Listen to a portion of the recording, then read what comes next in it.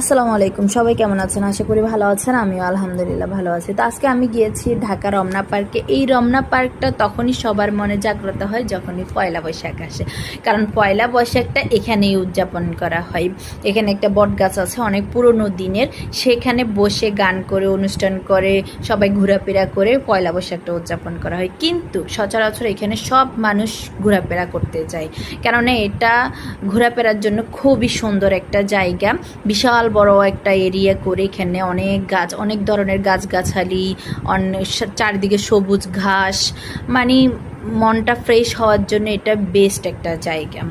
তো আমার আরেকবার যাওয়া হয়েছিল, তখন হচ্ছে পয়লা বৈশাখ ছিল, তখন আমি এতটা ঘোরাফেরা করতে পারিনি, অনেক মানুষ ছিল, এতটা ভালো করে উপভোগ করতে পারিনি। আজকে আমি যেভাবে উপভোগ করেছি, দেখেন আমার পাশে আমি যখন হাঁটতেছিলাম পাশে বৃষ্টি হয়েছিল, পানি জমে গেছে, ঘাসের উপরে পানি কাদা কাদা হয়ে গেছে। এটা তো দেখতে আমাদের জন্য খুবই ভালো লাগে, যেহেতু যারা আমরা বৃষ্টি পছন্দ করি আর কি। সব জায়গায় কাদা হয়ে গেলে, গ্রামের যারা সচরাচর এই ধরনের কাদায় যারা হাঁটতে পছন্দ করে তাদের তো এটা দেখতে অনেক ভালো লাগে। এখানে একটা লেক আছে, এই লেকে সবাই একটু শখ করে ঘোরাফেরা করে।